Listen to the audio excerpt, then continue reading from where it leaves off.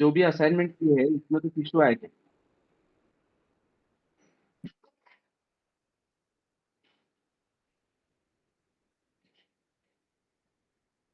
Question number 5, okay, हम discuss करते हैं उसको एट द एंड। तो अभी वाला पार्ट समझो। तो अभी ये जो हमने डायग्राम बनाया था, यहाँ पे जो डायग्राम बनाया था, यहाँ पे मोस्ट ऑफ द लोगों को ये लगेगा कि जरूरी है क्या कि नेस्टेड इफ एल्स में अभी यहाँ पे ये बैलेंस हुआ। मतलब देखो यहाँ पे क्या हुआ कि इफ के अंदर बराबर एक इफ और एल्स आया, फिर एल्स के अंदर बराबर और एक इफ और एल्स आया। तो ऐसा कुछ जरूरी नहीं। सो इसके लिए एक दूसरा एग्जांपल देखते हैं। What is next example? Let's say हमको एक यूजर का रिजल्ट कैलकुलेट करना है। ठीक है, एक स्टूडेंट का रिजल्ट। तो पहले प्रॉब्लम स्टेटमेंट समझते हैं क्या। प्रॉब्लम स्टेटमेंट, अगर उसको 75 से ज्यादा मार्क है तो हम बोलेंगे उसको A+। Clear everyone? 75 से ज्यादा अगर मार्क है उसको तो हम A+ बोलेंगे। अगर उसको 65 और 75 के बीच में अगर मार्क है तो will call it A। Clear? अगर उसको लेट से 55 और 65 के बीच में मार्क है तो हम उसको B बोलेंगे। ठीक है? और लेट से 35 से लेके 55 तक उसको मार्क है तो हम उसको बस पास बोलेंगे। एंड लेस देन 35 अगर है उसको तो ही will be fail. Clear everyone? तो how we are going to take this decision ना? How we are going to take this decision? अब इसके लिए हमारे पास बस क्या अवेलेबल है? What is input? क्या इनपुट अवेलेबल है हमारे पास? इसके लिए इनपुट क्या है? Input, input. डेटा टाइप को छोड़ो, एक्चुअल इनपुट बताओ ना कि यूजर से हमको क्या मिलने वाला है। बस यूजर से हमको क्या मिलने वाला है? मार्क्स। क्लियर? यूजर से एक मार्क मिलने वाला है बस। सो किसी भी इंटीजर, लेट से MARKS, मार्क्स नाम के वेरिएबल में हम स्टोर करेंगे। लेट से अभी यूजर को है 57 मार्क्स। ठीक है? तो हमको नहीं पता यूजर को कितने मार्क आने वाले। हमको कोड लिख के रखना है बस कि यूजर को जितने भी मार्क आए उस अकॉर्डिंग हमको उसने बताना चाहिए कि भाई ये यूजर को इतना इतना परसेंटेज मिला है, मतलब इतना इतना ग्रेड मिला है। क्लियर? तो सबसे पहला जो डिसीजन होगा, क्या लगता है तुमको क्या होगा? ये मार्क चेक करने के लिए जो सबसे पहला इफ लगेगा वो क्या लगेगा? वो क्या लगेगा एवरीवन? हाँ, मतलब क्या कंडीशन होगी वो? सबसे पहले इफ के अंदर क्या कंडीशन होगी?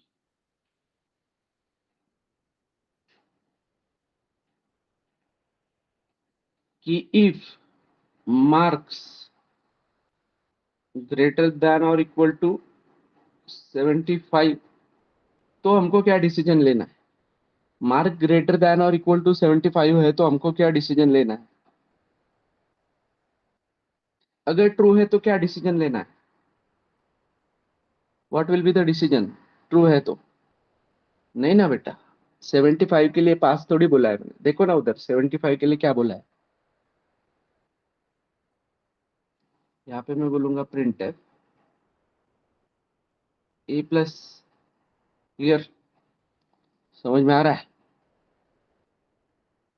जो भी तुमको लिखना है कि the user has scored this much mark and it is having the grade A+, ऐसा तुम जो भी मार्क देना चाहते हो वो। नहीं तो, नहीं तो क्या? ये हो गया ट्रू पार्ट और ये फॉल्स। अगर इसको 75 के ऊपर मार्क नहीं है तो फिर क्या?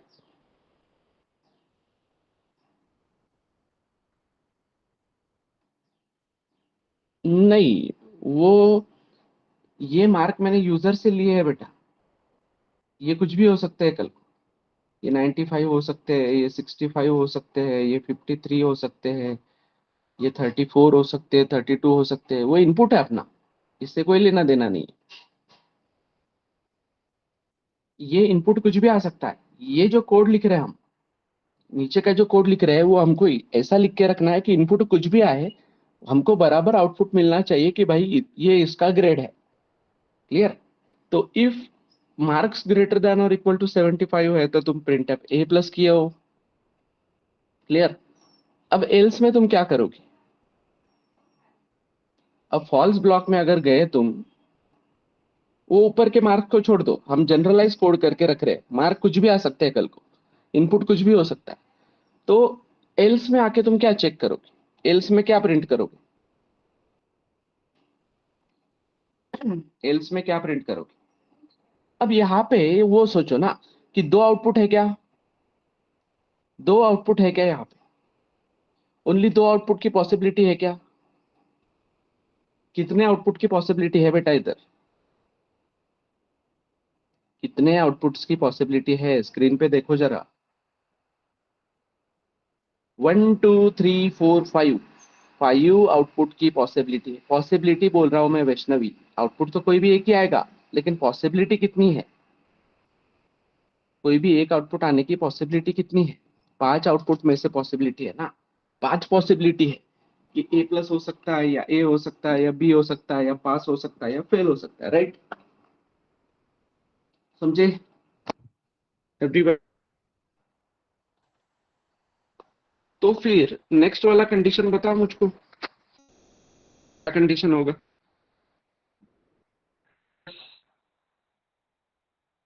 What will condition?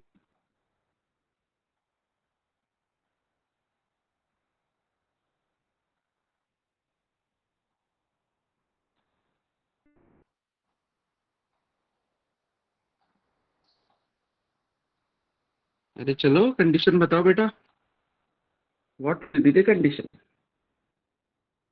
यहाँ पे सीधा पास बोलोगे, फेल बोलोगे, बी बोलोगे, ए बोलोगे, क्या बोलोगे? या और चेक करना है?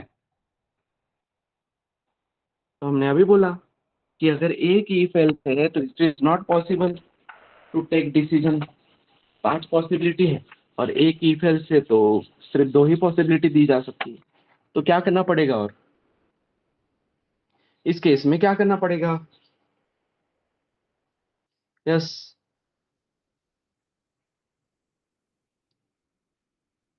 हाँ, नेस्टेड इफ एल्स करना पड़ेगा। तो अभी इफ हो गया, उसने ए प्लस का डिसीजन ले लिया, तो एल्स में क्या? अभी एल्स में क्या? यस।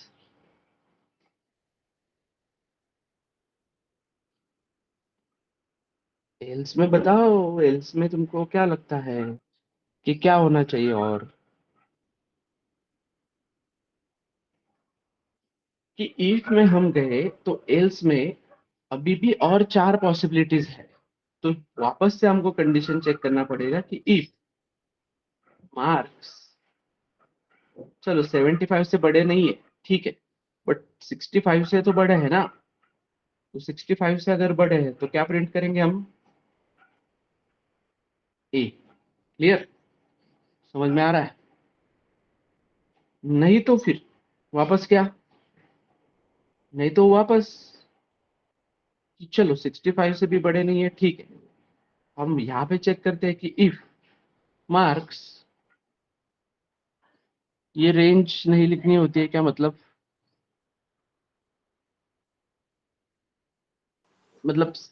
एंड ऑपरेटर लगा के ना।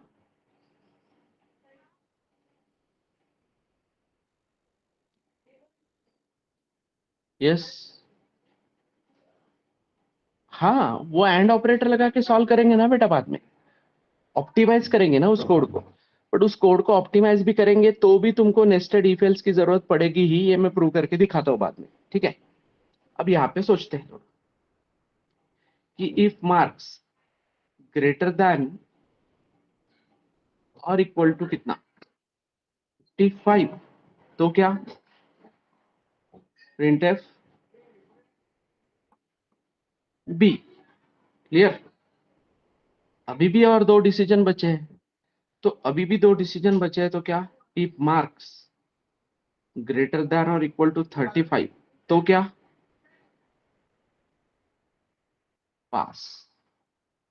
अब और ईफ जाने की जरूरत है क्या? अब इधर और एक्स्ट्रा की ईफ की जरूरत है क्या, या खत्म हो गया हमारा काम? या यहाँ पे प्रिंटर क्या, फेल, दैट्स इट। क्लियर? समझ में आ रहा है एवरीवन? यहां तक क्लियर है क्या?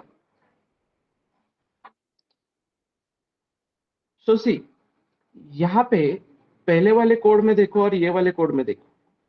पहले वाले कोड में एक बैलेंस ट्री बना, यहाँ पे एक अलग ही जा रहा है, यहाँ पे कुछ इस तरीके से जा रहा है, ऐसा क्रॉस। तो इज इट नेसेसरी कुछ बैलेंस बनना चाहिए, या कुछ करना क्या है, बस नेस्टिंग करना है। कीप के अंदर वापस ईफ हो सकता है, या वापस ईफ एल्स हो सकता है, मल्टीपल चीजें हो सकती है। तो सिंपल, अगर ये स्ट्रक्चर तुम्हारा बन गया है, तो कोडिंग कितना इजी हो जाएगा अभी इसमें। मतलब क्या हो जाएगा कोडिंग तुम्हारा, सिंपली कि भाई एक ईफ है, ठीक है, उसके अंदर क्या है, ट्रू है तो ये, नहीं तो एल्स। एल्स में, क्लियर, समझ में आ रहा है क्या? ये जो इफ है, इस इफ का ट्रू पार्ट ये वाला, अगर ट्रू नहीं है तो इस इफ का एल्स पार्ट कितना है, ये पूरा एल्स पार्ट है ना, राइट? तो ये जो पूरा कोड है वो इस एल्स में आएगा। इस एल्स में हम अगर जाते हैं तो इसमें वापस क्या है, इसमें वापस एक इफ है। तो ये कुछ इफ इस तरीके से लिखेंगे हम। और ये जो पूरा पार्ट है, ये जो मैंने अभी हाईलाइट किया है वापस से, ये पूरा किस में आएगा, इसके एल्स में आएगा। समझ में आ रहा है एवरीवन? अब वापस इस इफ में जाने के बाद वापस क्या है, इस एल्स में जाने के बाद वापस क्या है, एक इफ है, उसका ये डिसीजन हो गया बी, उसका वापस से एल्स क्या है। क्लियर?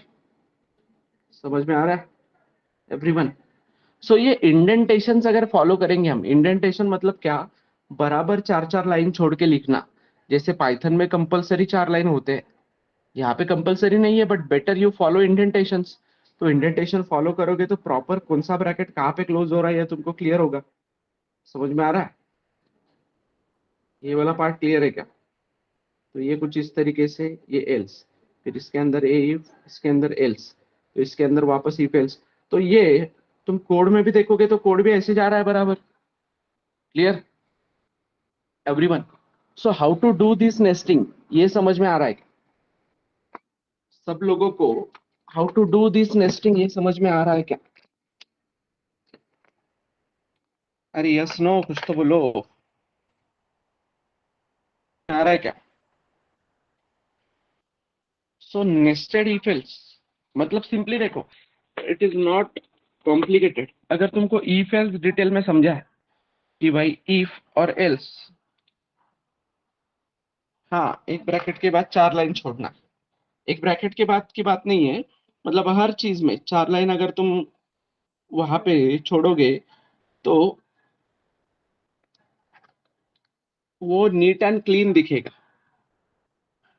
इंडेंटेशन ऑटो होता है, ठीक है, बट ऑटोमेटिक होता है, बट नहीं हुआ तो तुम्हारा वो है, होना चाहिए ना, तुम्हारा काम होना चाहिए। अब हमारे आईडी में हम एंटर मारते हैं, तो एंटर मारते हैं तो बराबर चार लाइन आगे ही जाता है, बट समटाइम्स हम क्या करते हैं, कोई स्पेस पीछे लेते हैं या कुछ करते हैं, तो कंपाइलेशन एरर वगैरह तो नहीं आएगा, because we are not in Python. हम सी प्रोग्रामिंग पढ़ रहे हैं, तो उसको कोई लेना देना नहीं उस चीज से। Clear? But still you have to follow proper indentation, क्योंकि प्रॉपर इंडेंटेशन से अगर तुम जाओगे तो तुमको एरर सॉल्विंग इजी हो जाएगा। कौन सा ब्रैकेट कहीं पे मिस हो गया तो समझ में आएगा।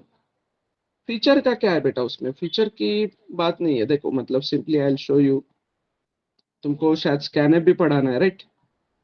तो स्कैनफ वाला भी पार्ट मैं आज एक्सप्लेन कर देता हूँ. Simply will go with this.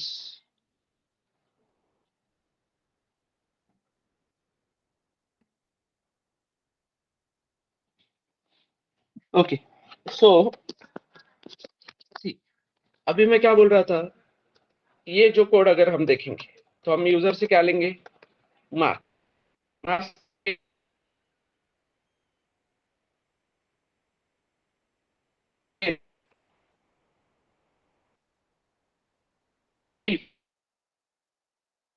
Greater than 75 है. इस होने से अच्छा है एक 4-4 लाइन का स्पेस छोड़ के काम करना. समझ में आ रहा है क्या था हमारा कोड अभी, कि इफ 75 से अगर ज्यादा है मार्क तो क्या करो, ए प्लस प्रिंट करो. क्लियर. एल्स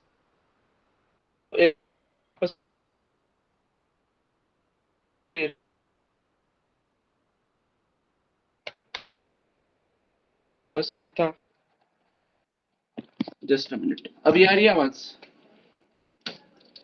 अभी आ रही है आवाज. यस.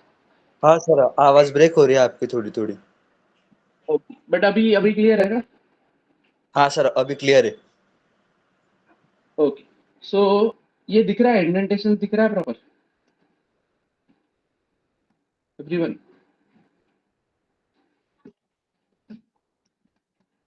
देखो ये कंपाइलर तुमको ले जाएगा और 4 लाइन आगे, दैट्स फाइन. बट नहीं लेके जाता है तो फिर भी तुमने अरेंज करना चाहिए ना उसको प्रॉपरली. अब ये कितना सॉर्टेड लग रहा है कोड एवरीवन, पर इसी कोड को अगर तुम कुछ इस तरीके से लिखते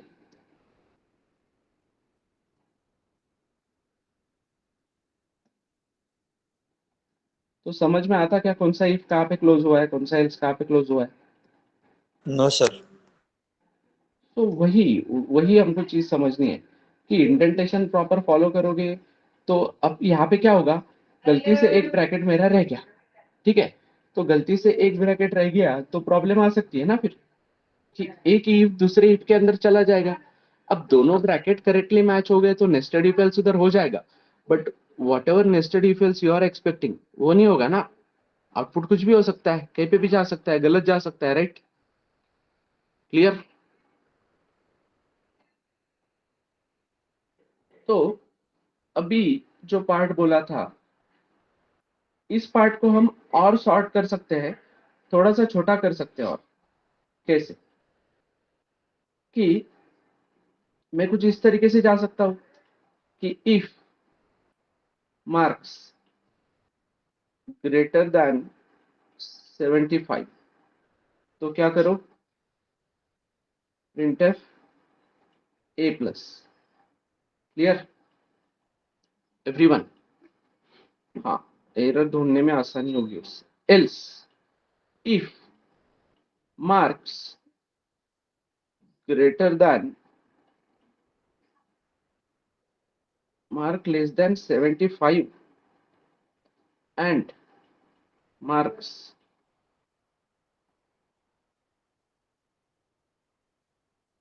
greater than or equal to 65. तो यही वाला पार्ट बोल रहे थे ना पायल तुम.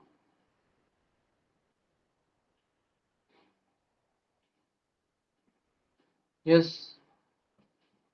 तो यहाँ पे देखो, तो फिर मैं यहाँ पे क्या करता हूँ, ए प्रिंट करता हूँ, ठीक है. एल्स फिर क्या करता हूँ मैं, वापस इस एल्स में वापस एक इफ लगा के चेक करता हूँ कि marks greater then sorry less than 65 and marks greater than और इक्वल टू 55. क्लियर. तो थोड़े बहुत तुम्हारे इफ एल्स कम हो जाएंगे, या और थोड़ा सा काम शॉर्ट हो जाएगा. बट नेस्टेड इफ एल्स के बगैर होगा क्या ये काम, मतलब सिर्फ एक इफ और एक एल्स में पॉसिबल है क्या, सिर्फ एक इफ और एक एल्स में पॉसिबल है क्या ये चीज करना. Yes.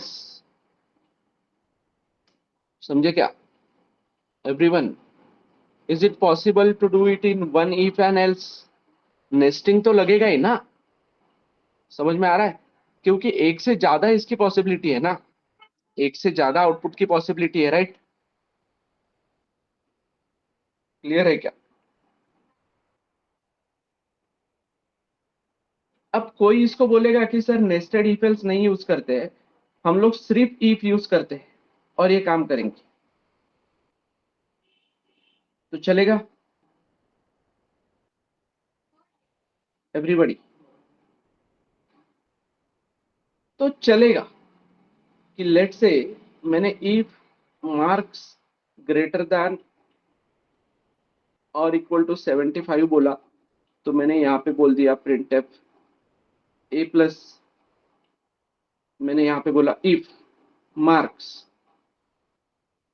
Less than 75 and marks greater than और इक्वल टू 65, तो प्रिंट एफ बी प्लस या ए जो भी है, ये ऐसे मल्टीपल ईफ लग सकते हैं कि नहीं एवरीवन? और मल्टीपल ईफ यूज कर सकते हैं ना, हमने देखा ना उस दिन कि एल्स की जरूरत है क्या ईफ को हर बार? सिर्फ ईफ भी बोला जा सकता है ना एवरीबॉडी, सिर्फ ईफ भी बोला जा सकता है। सो अब इसमें प्रॉब्लम क्या आता है बेटा? इसमें प्रॉब्लम ये आता है कि गलती से तुमने अगर यहाँ पे ग्रेटर देन और इक्वल्स टू 75 बोल दिया और किसी के मार्क ही 75 है, तो ये इसमें भी जाएगा और इसमें भी जाएगा। समझ में आ रहा है? क्लियर है क्या एवरीवन? और तो और बात ये होगी कि तुम्हारा हर बार सारे इफ चेक होंगे, तुम्हारा कंपाइलेशन टाइम बढ़ेगा, मतलब प्रोसेसिंग टाइम बढ़ेगा ना तुम्हारा एवरीवन। रन टाइम पे चेकिंग देखो कहाँ पे हो रहा है, ये इफ में, ये इफ में, ये इफ में, ये इफ में, सारे इफ में चेकिंग होगा ना। बट यहाँ पे in this case, in this case अगर 75 से ज्यादा मार्क है, तो ये एक चेकिंग होने के बाद इधर चेक करने जाएगा क्या एल्स में? एक बार डिसीजन हो गया तो, समझ में आ रहा है? तो इधर फेल वाला ही केस वर्स्ट केस है, मतलब फेल वाले केस में ही उसको सारे इफ एल्स चेक करते जाने पड़ेंगे, राइट? बट अगर हम सारे इफ ही यूज करते हैं तो सारे ही केस वर्स्ट केस है, राइट? मतलब कोई भी तुम्हारा मार्क रहने दो, हर बार वो सारे इफ चेक ही कर रहा है। समझ में आ रहा है अभी एवरीवन? तो सिंपल इफ क्यों नहीं यूज करना है, नेस्टेड इफ एल्स क्यों जाना है, वो समझ में आ रहा है क्या? कि हम लॉजिकल एंड वगैरह यूज करके काम कर सकते हैं, बट लॉजिकल एंड की जगह पे इफ एल्स अगर यूज करोगे तो वो और ऑप्टिमाइज हो जाएगा और इजी हो जाएगा, और तुमको यहाँ पे टेंशन लेने की जरूरत नहीं है। अभी यहाँ पे देखो, यहाँ पे गलती से लेस देन और इक्वल टू 75 लग भी गया तुम्हारा, तो भी इस इफ में अगर वो चला गया है आते ही, तो फिर ये एल्स में जाएगा क्या? समझ में आ रहा है एवरीवन? समझ में आ रहा है क्या?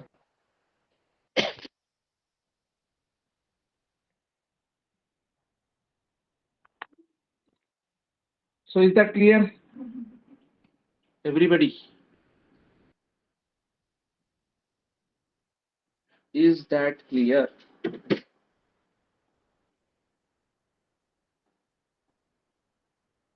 समझा नहीं बेटा, क्या बोल रहे हो तुम?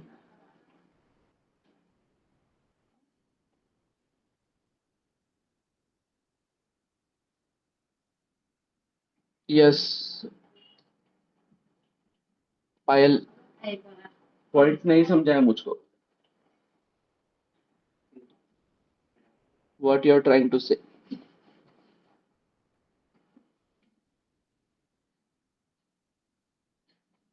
अच्छा, आर फॉर रिपीट, ओके ठीक है। तो देखो, अब मैंने क्या किया यहाँ पे, इफ मार्क्स ग्रेटर देन और इक्वल टू 75 बोला है, तो मैंने क्या बोला यहाँ पे, print F A plus, clear? और मैंने यहाँ पे बोला इफ मार्क्स लेस देन 75 है एंड मार्क्स ग्रेटर देन और इक्वल टू 65 है, क्लियर? तो मैं क्या करता हूँ यहाँ पे, प्रिंट एफ ए बोलता हूँ, फिर मैं वापस यहाँ पे बोलता हूँ if marks less than 65 and marks greater than और इक्वल टू 55, तो मैं यहाँ पे बोलता हूँ बी। अब ये वाला पार्ट समझो। अब इससे भी मेरा कोड हो सकता है कि नहीं?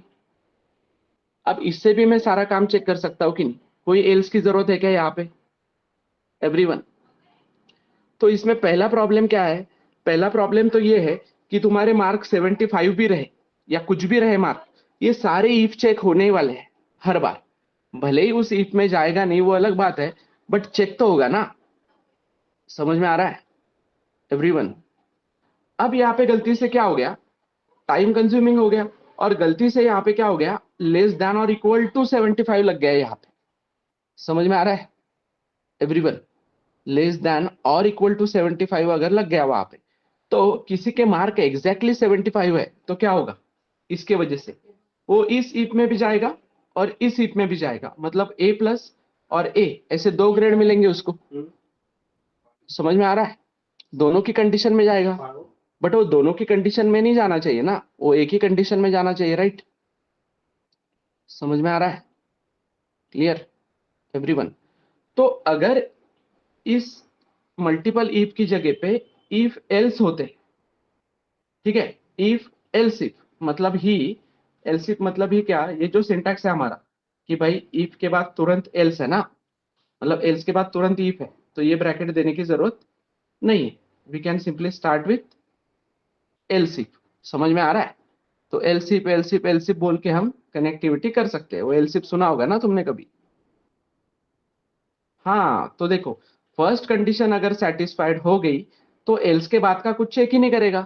तो यहाँ पे गलती से अगर एग्जैक्टली इक्वल टू भी 75 लग गया तो भी कोई टेंशन नहीं है ना, तो भी फर्क पड़ने वाला है क्या? क्योंकि ए प्लस का काम हो गया है, एल्स में आने वाला है क्या वो? क्लियर? तो टाइम भी बच गया, और लॉजिक पे इतना ज्यादा जोर देने की भी जरूरत नहीं है, लॉजिक को इतना केयरफुली चेक करने की भी जरूरत नहीं है, क्योंकि जब हमारा डिसीजन ही ये हो चुका है। समझ में आ रहा है क्या एवरीवन? समझ में आ रहा है? और कंडीशन कहाँ से शुरू करनी पड़ेगी? कंडीशन हमेशा मैक्सिमम से शुरू करो, नहीं तो क्या होगा इस केस में, अगर तुम बोलते हो मार्क्स ग्रेटर देन और इक्वल टू 35, तो कभी ये एल्स में जाएगा ही नहीं वो जब तक फेल नहीं होता। हर बार हर एक को ए प्लस ही देता जाएगा। तो स्मॉलर से ग्रेटर तक जाना चाहिए क्या वो decision? In this case greater से स्मॉलर जाना चाहिए ना। समझ में आ रहा है? पहले हाईएस्ट पॉसिबिलिटी वाला वो काम होना चाहिए। क्लियर है? तो गेटिंग दिस एवरीवन, समझ में आ रहा है क्या? तुम उसको बाद में ये एंड ऑपरेटर वगैरह ये लगा के काम कर सकते हो, एंड और यूज करके तुम उसको एक लाइन में ला सकते हो, ठीक है? बट नेस्टेड इफ एल्स लगेगा ही। अब कोई बोलेगा इस कोड के लिए, कौन से, अपना जो कोड हमने इसका किया अभी, if A greater than B, ठीक है? तो इसके अंदर और एक इफ एल्स, और एल्स के अंदर और एक इफ एल्स। तो कोई बोलेगा मैं ऐसे करता हूँ, कोई बोलेगा मैं कुछ इस तरीके से चेक करूंगा कि भाई if A greater than B and A greater than C, तो क्या ए इज ग्रेट, ठीक है? If A greater than, if B greater than A and B greater than C, तो कोई क्या बोलेगा यहाँ पे, बी इज ग्रेट, ठीक है? If C greater than A and C greater than B, तो सी इज ग्रेटर। देखो तीन इफ में काम हो गया कि नहीं? तीन नंबर में से ग्रेटर कौन सा फाइंड करना है, तो तीन तीन का काम हो गया कि नहीं तीन इफ में एवरीवन? क्लियर है क्या? बट तीन इफ में काम हो रहा है बेटा, तो प्रॉब्लम क्या आ रही है? प्रॉब्लम क्या आ रही है कि अगर दो नंबर सेम है, समझ में आ रहा है? तो दो नंबर अगर सेम है तो ये कहीं पे नहीं जाएगा।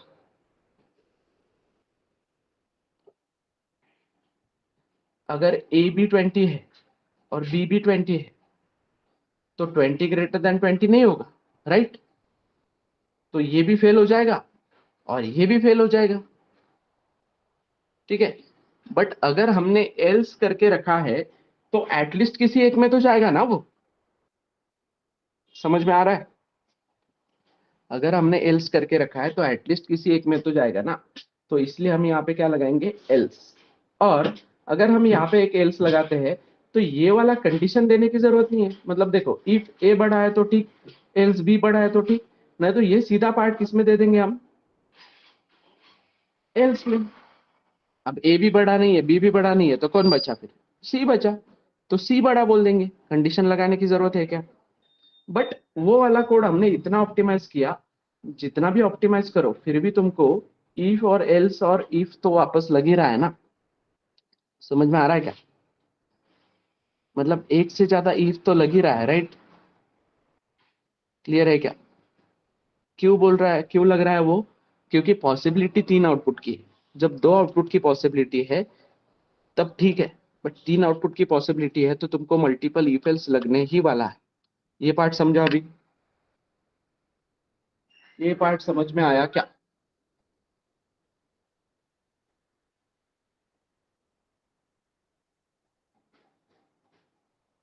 Clear? So, is there any doubt? Yes, everyone. Saurabh, Kaushal, Kaushal है या क्या है? प्रोनाउंस कर तेरा नाम एक बार अनम्यूट करके। खुशाल है सर वो। खुशाल, खुशाल, हाँ। खुशाल, खुशाल आहेस का? असं तुझे मराठी आती है ना? हाँ, आती है सर। खुशाल का मतलब क्या होता है फिर? खुश।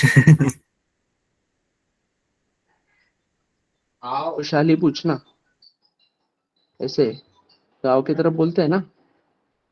हाँ हाँ सर। हमेशा तो पाल रहे ना। क्या क्वेश्चन है सर? एल्स का ब्रैकेट मतलब समझा नहीं बेटा पायल, वापस रिफ्रेम करो क्वेश्चन या अनम्यूट करके पूछो। यस,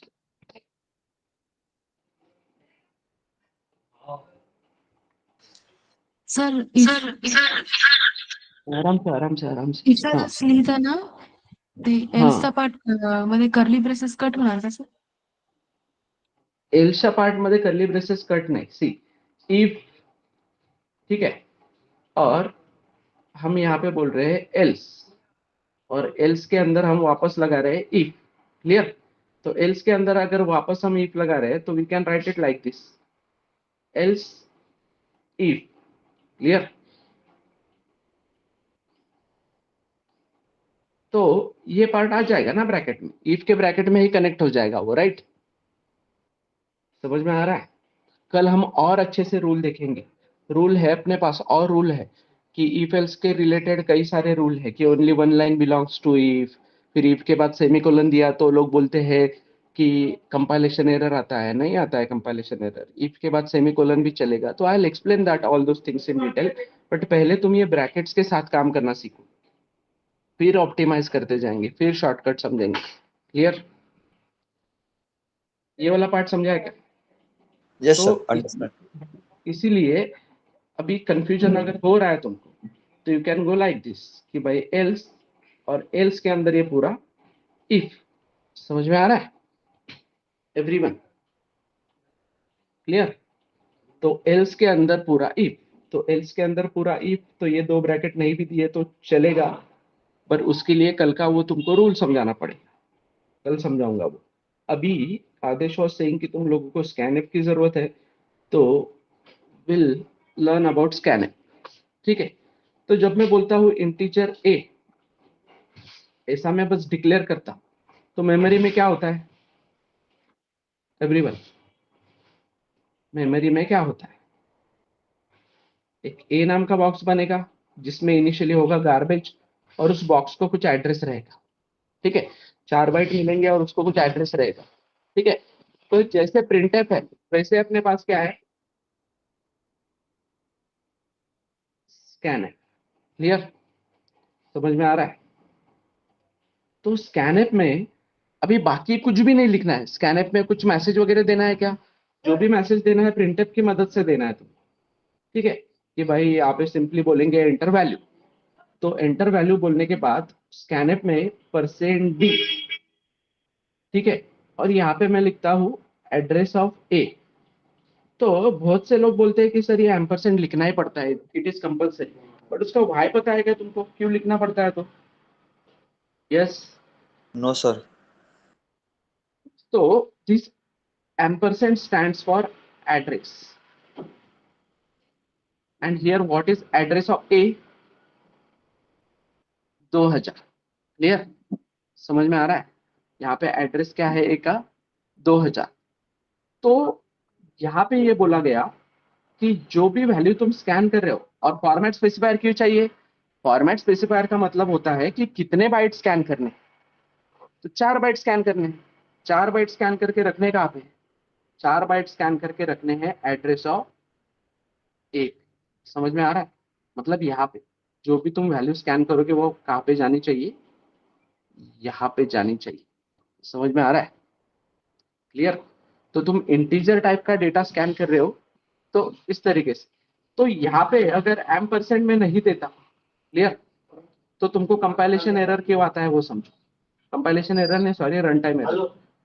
अगर तुम यहाँ पे ए लिखते हो सिर्फ, तो अगर तुम यहाँ पे %, लिखना भूल जाते हो, इसका मतलब ए में क्या है इनिशियली? अभी एवरीबडी, ए में क्या है इनिशियली? गार्बेज। तो लेट से वो गार्बेज है 1 2 3 4। लेट्स एज्यूम कि दैट गार्बेज इज 1 2 3 4। क्लियर? तो अभी स्कैन ऐप को इंस्ट्रक्शंस क्या दिया जा रहा है यहाँ पे कि भाई तुझे स्कैन करना है, ये जो यूजर अभी एंटर करेगा ना वो स्कैन करके रखना है, बट कहाँ पे रखना है? 2000 पे रखना है क्या? नहीं, कहाँ पे रखना है? 1 2 3 4 पे। और 1 2 3 4 ऐसा ऑथराइज एक्सेस है क्या तुम्हारे पास?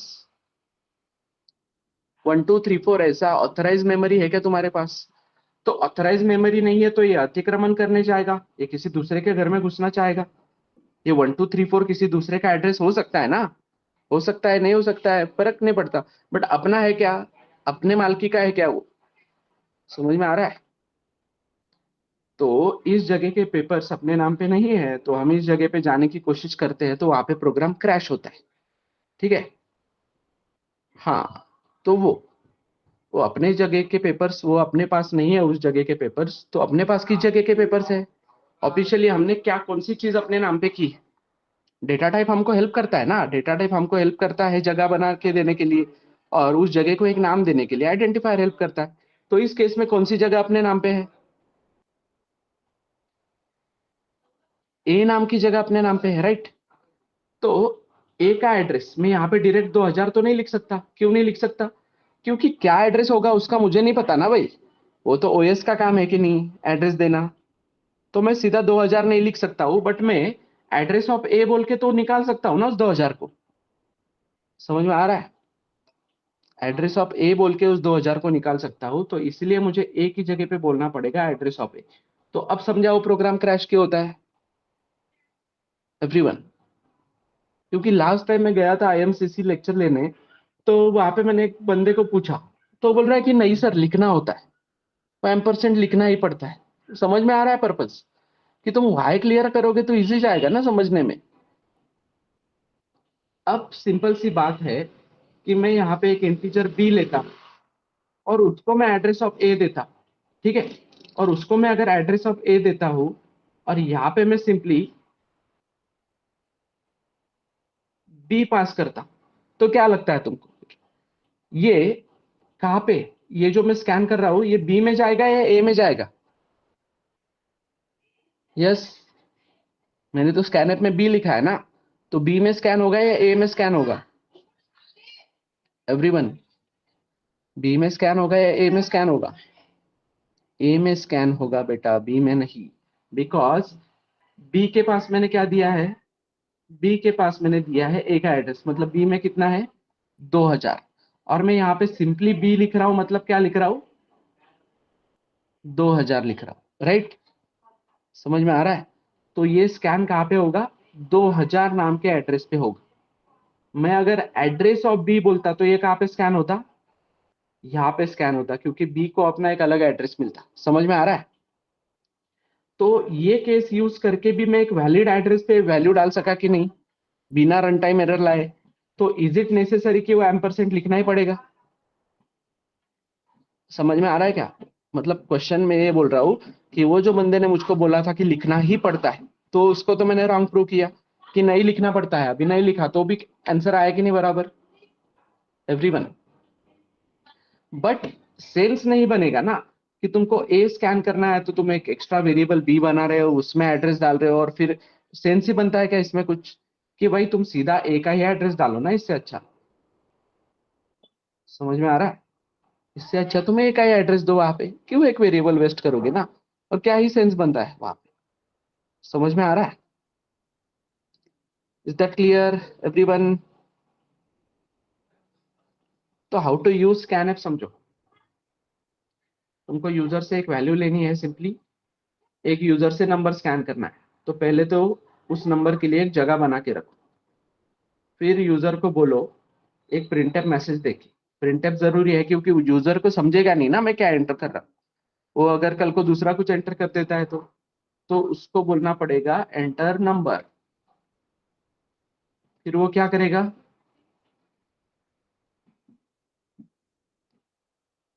नंबर एंटर करेगा। तो हमको बोलना है वो नंबर तुमको कहाँ पे चाहिए? इस वेरिएबल में चाहिए ना? तो हम उसको बोलेंगे कि जो भी नंबर स्कैन होगा उसको इस एड्रेस में डालो। ठीक है?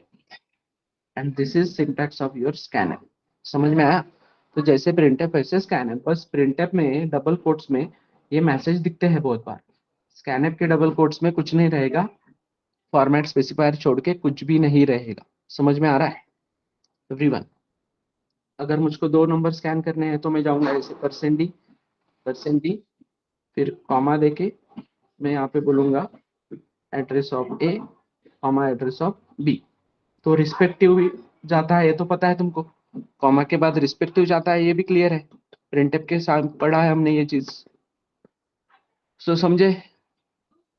यहाँ तक क्लियर है क्या? ओके देन, वो जो क्वेश्चन नंबर 5 की बात की थी किसने तो भी, what is that question number 5? Assignment 1 का क्वेश्चन नंबर 5 क्या है? वो मेनू ड्रिवन वाला है क्या? इवन ऑड और बेसिक सैलरी? बेसिक सैलरी वाला है। ओके, मतलब इवन ऑड और बेसिक सैलरी या सिर्फ बेसिक सैलरी? एक minute.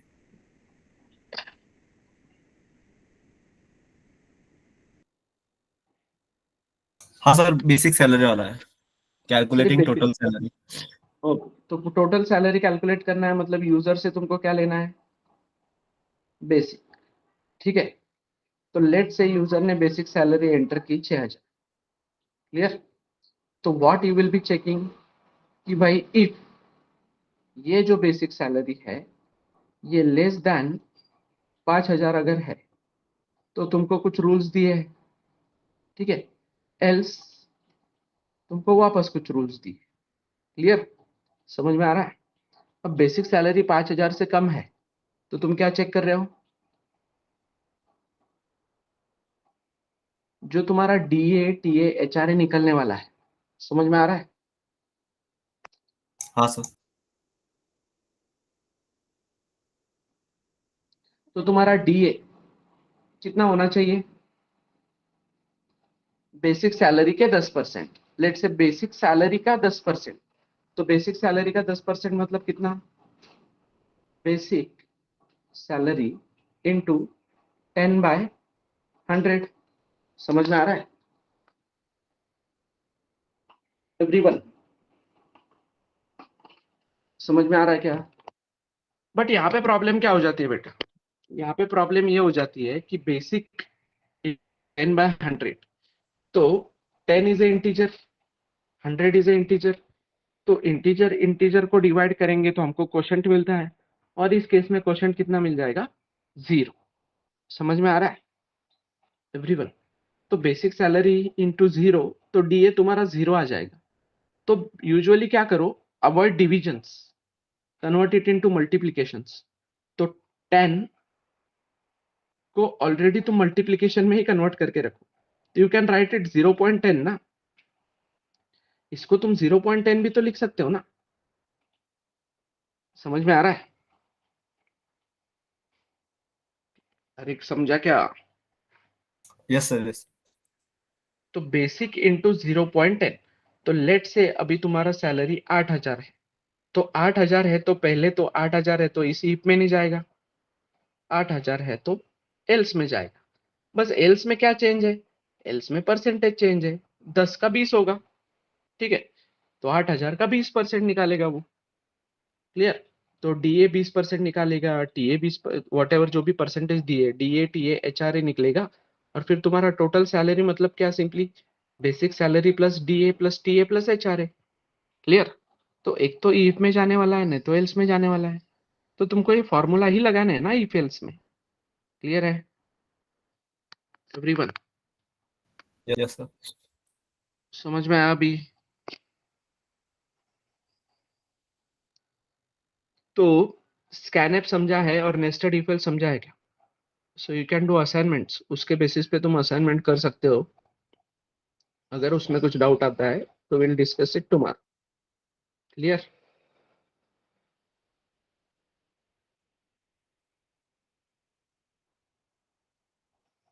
Okay then that's it for the day.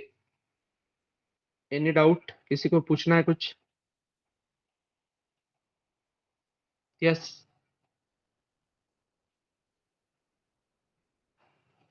Is there any doubt?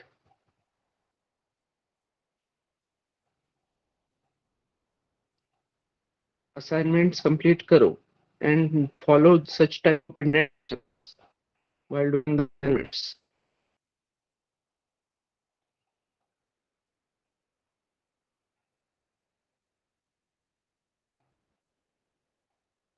ये ऐसे इंडेंटेशंस फॉलो करो। Hope it is clear and hope you are satisfied with the lecture. किसी को कोई प्रॉब्लम होगा तो सर ने इंस्ट्रक्शंस दिए हैं, सो फॉलो दैट। जिन्होंने फ्री लेक्चर शुरू कर सकते हैं, उसके बाद अपना डिसीजन लो। So don't worry. क्लियर?